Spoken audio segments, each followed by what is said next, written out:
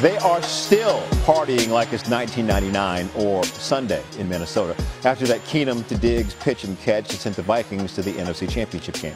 Quarterback Xavier Rhodes said he went home and watched it on ESPN and just kept rewinding it. Diggs, one of the latest in a long line of Vikings receivers to make big catches. There's another guy on his team who does it, the team's leading receiver, Adam Thielen. He had 91 catches for nearly 1,300 yards this season. He sat down with perhaps the greatest of them all to catch footballs in purple, Randy Moss.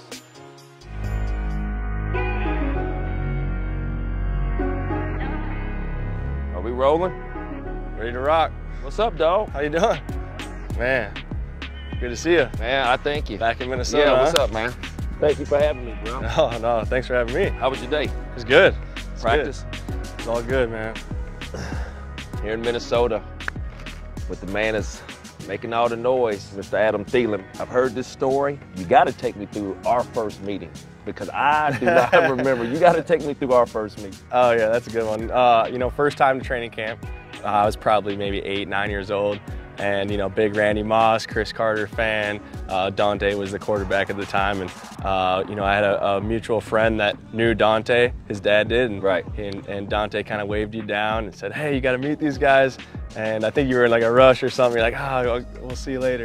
And then finally he got you down. You know, Dante was able to flag you down, and I met you and got your autograph. So pretty cool moment, obviously, being from Minnesota.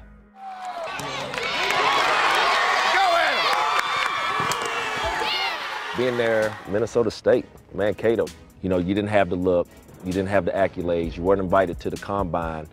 You know, talk to me a little bit about your game plan to reach the NFL. Take me through it. I knew what my strengths were. I knew that I could catch the ball.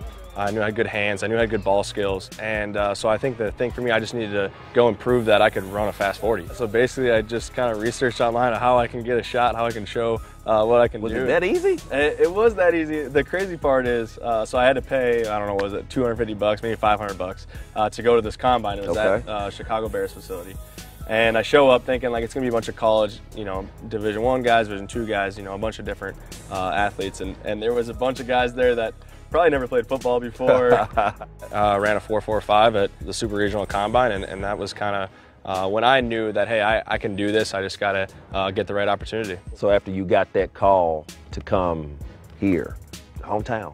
Yeah. This your team? Yeah, it was crazy. I mean, at that point, it was kind of just, you know, I didn't really know what was going on because, you know, I didn't get drafted. I didn't get signed after free agency. It was just basically, hey, come try out. I was like, hey, sounds good to me. I'll come try out. So if you didn't have, you know, the combine, the football, what else was in your life? I knew that I was going to have a backup plan because I knew it wasn't going to be 100% that I was going to make the NFL. I had some internships lined up. I was in the interview for one of the internships, and the guy asked me, what would you do if your dream job be if you could do anything you want? And I said NFL football player, and the guy kind of laughed. What's his name? I don't remember the guy's name, but well, I'm going to tell you what, I hope you watching this because since you laughed at Mr. Thielen, laughs now back at you, sir. Keenum passes left, caught by Thielen, 50, 40, 30, and is loose. Touchdown!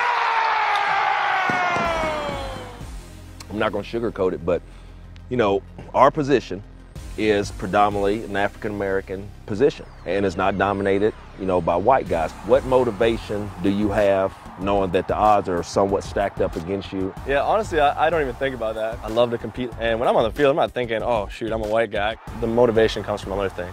Is there any trash talking going on amongst you guys back there? Or? You know, I've had guys say, you're pretty good for a white guy. See what I'm saying? Which is interesting, because I don't know whether I was supposed to take that as a compliment or not.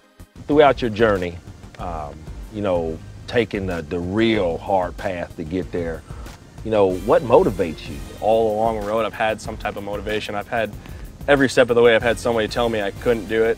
You know, going into college recruiting, I had coach, offense coordinator say, hey, you should maybe just go play Division III basketball because you're not good enough to play football. Right. And, you know, same thing in the NFL. I had college coaches say, hey, maybe you should just get a real job, you know, because you're not good enough to play in the next level. So kind of every step of the way I've had somebody kind of say I couldn't, which for me is awesome. I love that. It's great motivation for me.